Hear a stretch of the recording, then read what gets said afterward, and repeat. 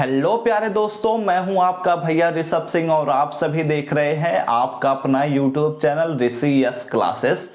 और आज के इस वीडियो में हम बात करने वाले हैं बीएससी थर्ड सेमेस्टर केमिस्ट्री का जो हमारा पेपर है chemical dynamics and coordination chemistry, उसका जो यूनिट फर्स्ट है जिसका नाम है केमिकल काइनेटिक्स, उसके एक और लेक्चर को लेकर आ चुके हैं। और इस लेक्चर में हम पढ़ने वाले हैं कि ऑर्डर ऑफ ए रिएक्शन क्या होता है। इसमें हम इसके कॉन्सेप्ट को समझेंगे, इसके डिफिनीशन को देखेंगे और इसमें हम समझेंगे कि किसी भी अगर रिएक्शन को दिया गया है तो उसके हम ऑर्डर ऑफ रिएक्शन को कैसे पता कर सकते हैं। इन सभी चीजों के बारे में इस वीडियो में हम बात करेंगे। लेकिन अगर आप सब हमारे पिछले लेक्चर को नहीं देखे हैं तो आई बटन पर जाकर देख लीजिएगा या फिर पूरे प्लेलिस्ट का लिंक डिस्क्रिप्शन में आप सभी को मिल जाएगा, जिससे आपका कॉन्सेप्ट क्लियर हो जाएगा अगर आप सब उस लेक्चर को देखते हैं तो। और इस चैनल पर पहली बार आए होंगे तो जरूर सब्सक्राइब करने के साथ बेल आइकन को ऑल पर भी सेलेक्ट कर लीजिएगा, जिससे हमारे अगले वीडियोज के नोटिफिकेशन आपके पास सबसे पहले पहुंचे।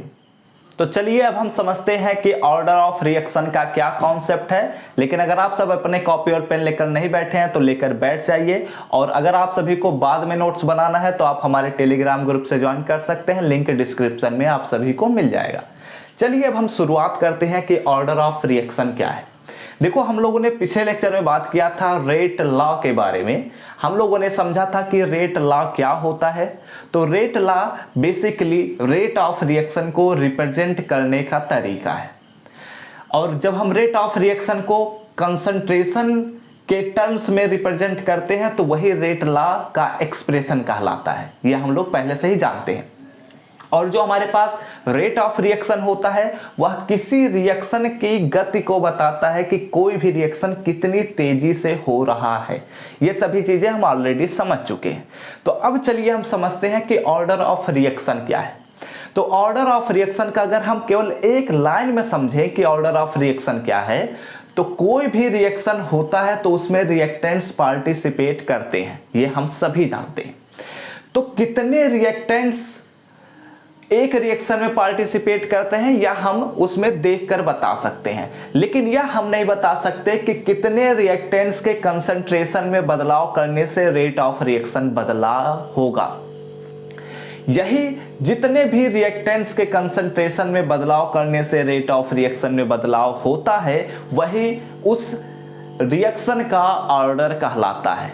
मतलब क्या है, इसे हम एक शब्दों में समझते हैं कि इट इज डिफाइंड एज, इसे हम कुछ ऐसे डिफाइन कर सकते हैं कि द टोटल नंबर ऑफ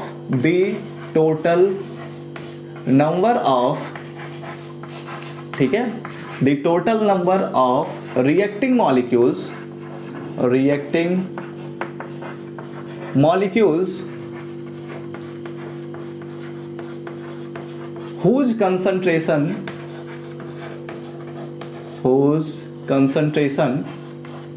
यहां पर मैं ऐसे सॉर्ट कर देता हूं, whose concentration changes with time, या फिर देख सकते हैं as a result of chemical reaction, changes as a result of chemical reaction। इसका मतलब क्या कहता है अभी मैं समझाता हूं, पहले इसे हम नोट डाउन कर लेते हैं। तो ये हो गया हमारे पास। अगर आप लोग नोट्स बना रहे हैं तो इसे आप लोगों को लिख भी लेना है। देखो क्या कहता है कि ऑर्डर ऑफ रिएक्शन को हम कुछ ऐसे डिफाइन कर सकते हैं कि कोई भी रिएक्शन हो रहा है तो उस रिएक्शन में कितने रिएक्टेंट्स के कंसंट्रेशन में बदलाव हो रहा है, वही ऑर्डर ऑफ रिएक्शन है। जैसे कि अगर हम सपोज करते हैं कंसीडर अ जनरल रिएक्शन, ठीक है, ए जनरल रिएक्शन। हम एक जनरल सा रिएक्शन सपोज करते हैं। जैसे कि हमारे पास एक रिएक्शन है, सपोज करिए कि small a capital A plus small b capital B gives out small c capital C plus small d capital D. ये हमारे पास रिएक्शन दिया गया है। तो इस रिएक्शन में अगर हम देखें तो दो रिएक्टेंट्स हैं, ठीक है। तो इन दोनों रिएक्टेंट्स में किसके रिएक्टेंट्स के, इस रिएक्शन में दो रिएक्टेंट्स हैं, तो किस रिएक्टेंट्स के कंसंट्रेशन में बदलाव करने से हमारा रेट ऑफ रिएक्शन अफेक्ट होगा, उसी टर्म को ही या फिर उसी रिएक्टेंट के ऑर्डर को ही हम कहेंगे ऑर्डर ऑफ रिएक्शन। दूसरे शब्दों में कहें तो हम लोग जानते हैं कि पिछला वाला वीडियो रेट लॉ के अनुसार, यहां पर मैं चीजें बता देता हूं कि स्मॉल a और स्मॉल b क्या है, पहले इसे हम बता देते हैं। Where small a, small b, small c and small d, ठीक है। और coefficient of stoichiometric coefficient, stoichiometric coefficient of coefficient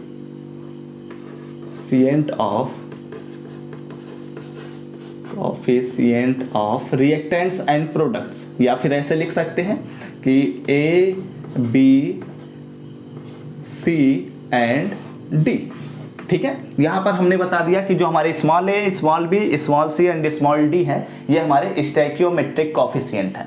यहां पर क्या लिखा हुआ है कि इट इज डिफाइंड एज, यानी कि ऑर्डर ऑफ रिएक्शन हम कैसे परिभाषित कर सकते हैं कि the total number of reacting molecules whose concentration changes as a result of chemical reaction. किसी भी केमिकल रिएक्शन में ऐसे कितने रिएक्टिंग मॉलिक्यूल्स हैं जिनके कंसंट्रेशन में बदलाव हो रहा है, उतने ही मॉलिक्यूल्स की संख्या को हम गिनेंगे और उतना ही ऑर्डर ऑफ रिएक्शन हो जाएगा। जैसे कि अगर हम सपोज करते हैं कि इस रिएक्शन में दो रिएक्टिंग मॉलिक्यूल्स हैं, इन दो रिएक्टिंग मॉलिक्यूल्स में हमने सपोज किया, अपने तरफ से सपोज करते हैं, वैसे ये एक्सपेरिमेंटल निकालते हैं, लेकिन यहां पर मैं सपोज करता हूं कि हम एक कंसंट्रेशन में बदलाव करते हैं या फिर एक कंसंट्रेशन में बदलाव होने से ही यह रिएक्शन प्रोसीड होता है। तो इसलिए इस रिएक्शन का ऑर्डर ऑफ रिएक्शन 1 होगा, क्योंकि इसमें दो रिएक्टेंट्स हैं, लेकिन एक रिएक्टेंट्स के बदलाव होने से, एक रिएक्टेंट्स के रिएक्शन करने से जो कंसंट्रेशन में बदलाव हो रहा है वह केवल एक ही रिएक्टेंट में हो रहा है, इसलिए इस रिएक्शन का जो ऑर्डर होगा वह 1 होगा, ठीक है। लेकिन यहां पर हमने यह केवल सपोज किया है, लेकिन अब यहां पर हमने क्या किया कि कंसीडर अ जनरल रिएक्शन, हम सपोज करते हैं एक हमारे पास जनरल रिएक्शन ऐसे लिखा गया है। तो यहां पर हमारे पास जो small a, small b, small c, small d है, ये स्टोइकियोमेट्रिक कोफिशिएंट है। Capital A, capital B, capital C and capital D। Capital A और B जो है वो हमारे पास रिएक्टिंग मॉलिक्यूल्स हैं, कैपिटल C और कैपिटल D जो है वो हमारे प्रोडक्ट्स के मॉलिक्यूल, ठीक है। आगे बढ़ते हैं। हम जानते हैं कि क्या जानते हैं कि रेट लॉ के अनुसार, तो rate law, according to rate law हम लिख देते हैं, ठीक है, नहीं तो आप लोग कंफ्यूज हो सकते हैं। अकॉर्डिंग टू रेट लॉ, तो रेट लॉ क्या कहता है कि rate is directly proportional to, या फिर हम ऐसे लिख सकते हैं रेट इज इक्वल टू के concentration of A to power X and concentration of B to power Y, ठीक है। ये हमारे पास ये हमारे क्या हो गया, रेट ऑफ रिएक्शन, इसका with terms in concentration of reacting molecules, ठीक है, ये हमारे पास हो गया। अब देखते हैं, ये तो हम पहले से ही जानते हैं कि रेट लॉ क्या से ये हमने लिखा है, तो अगर आप लोग पिछला लेक्चर नहीं देखे हैं तो आई बटन पर जाकर देख लीजिएगा। अब देखो यहां पर हम जानते हैं जो हमारा K है वह है रेट कांस्टेंट, लेकिन यहां पर हमने पिछले वीडियो में नहीं बताया था कि स्मॉल x और स्मॉल y क्या है, उसको हम इस वीडियो में बताने वाले हैं, तो ध्यान से देखिएगा। यहां पर वेयर, और यह भी हम जानते हैं कि जो यहाँ पर हमारे स्मॉल x और स्मॉल y हैं, ये हम एक्सपेरिमेंट के थ्रू ही पता कर सकते हैं, ये हम रिएक्शन को देखकर नहीं बता सकते। यह बात ध्यान में रखिएगा कि जो हमारे पास concentration of A to power X, concentration of B to power Y है, ये X और Y इन दोनों के ऑर्डर को तो दिखा रहा है, लेकिन ये दोनों ऑर्डर जो वैल्यूज हैं ये हम एक्सपेरिमेंट के थ्रू ही पता कर सकते हैं, ये हमारे प्रैक्टिकल वैल्यू होते हैं। इन्हें अगर हम किसी रिएक्शन को देखकर लिखना चाहेंगे तो वो गलत हो सकता है, ठीक है। तो इसलिए यहां पर लिखेंगे where x and y are order of reacting order of reactants A and B, यानी कि जो यहाँ पर हमारे x और y हैं ये हमारे a reacting molecule A and B के क्या हैं, ऑर्डर हैं। तो अगर हमारे पास ये x और y इनके ऑर्डर्स हैं, तो अगर हम पूरे रिएक्शन का ऑर्डर पता करना चाहेंगे तो यहां पर हम क्या करेंगे कि सम, यहां पर ध्यान से देखिएगा, सम ऑफ x एंड y, यानी कि इसे हम ऐसे लिख सकते हैं x plus y is overall order of reaction. यानी कि अगर आपके सामने एक रिएक्शन दिया गया है और उसके रेट का एक्सप्रेशन भी दिया गया है, तो इस प्रकार हम पता कर सकते हैं कि उस रिएक्शन का ऑर्डर ऑफ रिएक्शन क्या होगा। यह बात ध्यान में रखना कि ऑर्डर ऑफ रिएक्शन यह बताता है कि कोई भी रिएक्शन हो रहा है तो कितने रिएक्टिंग मॉलिक्यूल्स के कंसंट्रेशन में बदलाव होता है, यही हमारा ऑर्डर ऑफ रिएक्शन कहलाता है। लेकिन अगर हमारे सामने कोई रिएक्शन दिया गया है और उसके रेट एक्सप्रेशन को बताया गया है, तो इसमें जो हमारे पास कंसंट्रेशन ऑफ रिएक्टिंग मॉलिक्यूल्स के पावर में लिखे गए होंगे, उन्हीं को जब हम ऐड कर देंगे तो हमारा overall rate of order of reaction पता चल जाएगा। ठीक है, तो इसलिए इसे हम कुछ ऐसे भी लिख सकते हैं। कैसे लिख सकते हैं, यहां पर ध्यान दीजिएगा। ऑर्डर ऑफ रिएक्शन को हम स्मॉल n से रिप्रेजेंट करते हैं, इसलिए इसे हम लिख सकते हैं small n is equal to x plus y. ठीक है, और इसे हम एक बॉक्स में बंद कर देंगे और इसे आप लोगों को नोट डाउन भी कर लेना है। ठीक है, तो इसलिए यहां पर हम लिख सकते हैं हेंस, हम क्या लिख सकते हैं, यहां पर हेंस लिखना था, चलो देन ही लिख देते हैं। ठीक है, देन तो देखो हम लोगों ने यह समझ लिया कि ऑर्डर ऑफ रिएक्शन क्या है। ऑर्डर ऑफ रिएक्शन, कोई भी अगर रिएक्शन होता है तो कितने ऐसे रिएक्टेंट्स हैं जिनके कंसंट्रेशन में बदलाव होने से यह रिएक्शन हो रहा है, वही ऑर्डर ऑफ रिएक्शन कहलाता है। यह हमारा एक जनरल सा कॉन्सेप्ट हुआ। लेकिन अगर आपके सामने कोई रिएक्शन दिया गया है और उसके साथ साथ उसका रेट ऑफ रिएक्शन भी दे दिया गया हो, जिसमें रेट लॉ के टर्म्स में, यानी कि उसके कंसंट्रेशन के, रिएक्टेंट्स के कंसंट्रेशन के टर्म में अगर हमारा रेट लॉ या रेट ऑफ रिएक्शन दिया गया है, तो इस सिचुएशन में हम कैसे पता कर सकते हैं कि किसी भी रिएक्शन का ऑर्डर ऑफ रिएक्शन क्या होगा। इसके लिए यहां पर अब हम बात कर रहे हैं और ये पूरा एक्सप्रेशन हम ड्रा किए हैं। यहां पर हम लोगों ने देखा कि अगर हम रेट लॉ के अनुसार rate of reaction is equal to के concentration of A to power X and concentration of B to power Y हमने लिखा, तो इस रिएक्शन का जो ऑर्डर ऑफ रिएक्शन होगा उसे हम n से रिप्रेजेंट करेंगे और वह इसी पावर, यानी कि कंसंट्रेशन रिएक्टेंट्स के कंसंट्रेशन के पावर जो x और y हैं, उन्हीं का ही सम हम जब करेंगे, यानी कि ऐड करेंगे, तो हमारा पूरे रिएक्शन का ऑर्डर पता चल जाएगा। तो इसी को ही हम एक नॉर्मल सा डिफिनीशन देते हैं। जो दूसरा टाइप का डिफिनीशन है वह यह लिखता है कि then the sum of power of the concentration of the reactants in the rate law expression is called order of chemical reaction. क्या कहता है कि यहां पर ध्यान से देखो, ये हमारे पास रेट लॉ एक्सप्रेशन लिखा गया है। रेट लॉ एक्सप्रेशन रिएक्टेंट्स के, ठीक है, रेट लॉ एक्सप्रेशन में रिएक्टेंट्स के कंसंट्रेशन के जो पावर में लिखे गए हैं x और y, उन्हीं को ही जब हम सम करेंगे तो उससे जो वैल्यू हमें पता चलेगी वही ऑर्डर ऑफ केमिकल रिएक्शन कहलाने लग जाता है। बात क्लियर हो गई। बहुत ही आसान से शब्दों में मैं फिर से रिपीट कर देता हूं।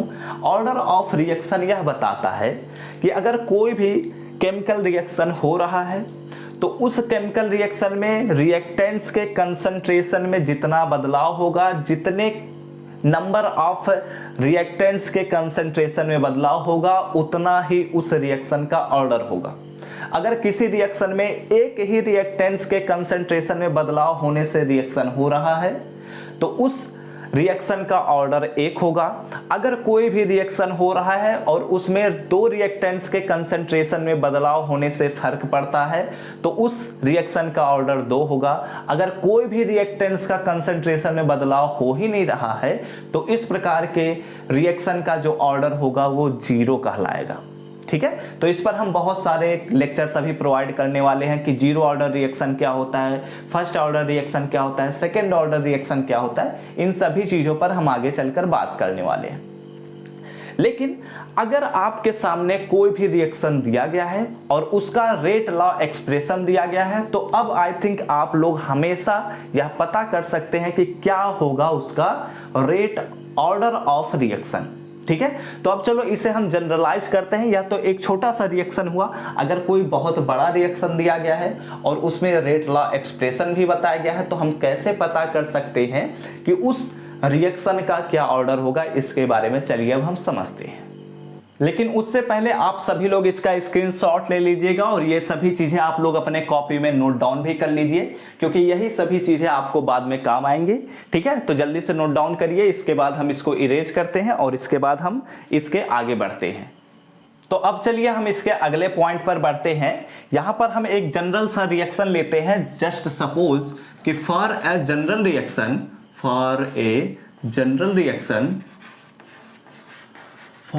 जनरल रिएक्शन हम एक ऐसा रिएक्शन सपोज करते हैं जिसमें कई सारे रिएक्टिंग मॉलिक्यूल्स रिएक्शन करने में पार्टिसिपेट करते हो। तो जैसे हमने सपोज कर लिया कि small a capital A plus small b capital B plus small c capital C and plus small d capital D and plus and so on. ठीक है, ये इतने मतलब ये n टाइम्स तक ऐसे बहुत सारे रिएक्टेंट्स हैं जो रिएक्शन करने में पार्टिसिपेट करते हैं और ये प्रोडक्ट का फॉर्मेशन कर रहे हैं। ठीक है, और साथ ही साथ एंड इसका रेट ऑफ एक्सप्रेशन यानी कि रेट लॉ जो दिया गया है, यानी कि रेट इज इक्वल टू दिया गया है k concentration of a to power alpha, concentration of B to power beta and concentration of C to power gamma and ऐसा ही so on आगे भी हम चलते जाएंगे। concentration of D to power delta भी लिख सकते हैं। तो then इस सिचुएशन में then order of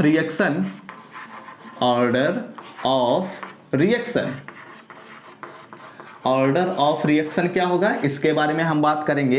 तो यहां पर हम लिखेंगे n क्योंकि हम ऑर्डर ऑफ रिएक्शन को n से रिप्रेजेंट करते हैं और जितने भी इस रिएक्शन में रिएक्टिंग मॉलिक्यूल्स हैं उनके कंसंट्रेशन के पावर जो भी लिखे गए होंगे उन्हीं को ही हम लिख देंगे। तो यानी कि alpha plus beta plus gamma and delta आएगा एंड सो ऑन। यानी कि अगर हम किसी भी रिएक्शन में, यह बात ध्यान में रखना कि alpha beta gamma A B C के बराबर भी हो सकते हैं लेकिन हर बार बराबर हो ऐसा जरूरी नहीं है। ठीक है, लेकिन यह भी बात ध्यान में रखना कि अल्फा बीटा गामा हम किसी भी रिएक्शन को देखकर नहीं बता सकते कि इस रिएक्शन में इतना ही बदलाव हो रहा है, बल्कि ये सभी चीजें हम एक्सपेरिमेंट के थ्रू ही पता कर सकते हैं। ठीक है, तो इसको आप ब्रैकेट में इसे आप थोड़ा सा अपनी कलाकारी को दिखाइए और इसे ऐसे बॉक्स में बंद कर दीजिए। ठीक है, तो ये हो गया हमारे पास order of reaction for a general term के लिए या फॉर ए जनरल रिएक्शन के लिए। अब इसमें कुछ और भी चीजें समझो। ये जो हमारे पास n है, यहां पर स्टार देते हुए मैं चीजों को बताता हूं। जो हमारे पास ऑर्डर ऑफ रिएक्शन है, ऑर्डर ऑफ रिएक्शन यानी कि जो हमारे पास n है, क्या है ऑर्डर ऑफ रिएक्शन में जो हमारे पास n है वह can be, order of reaction can be 0, या तो यह 0 भी हो सकता है, 1 भी हो सकता है, 2 भी हो सकता है, 3 भी हो सकता है एंड या फ्रैक्शन में भी हो सकता है एंड इवन इन फ्रैक्शन। मतलब क्या है, ये दशमलव में भी हो सकता है। यह बात ध्यान में रखना कि जो हमारे पास ऑर्डर ऑफ रिएक्शन है वो दशमलव में भी हो सकते हैं। अभी हम एग्जांपल्स कराएंगे तो वहां पर आप सभी को क्लियर हो जाएगा कि जो ऑर्डर ऑफ रिएक्शन होते हैं वो दशमलव में भी हो सकते हैं, इंटीजर में भी हो सकते हैं, फ्रैक्शन में भी हो सकते हैं, कुछ भी हो सकते हैं। ठीक है, अगर इसमें थोड़ा सा और आगे बढ़ते हैं तो यहां पर हम कुछ और भी चीजों को लिखते हैं कि ऑर्डर ऑफ रिएक्शन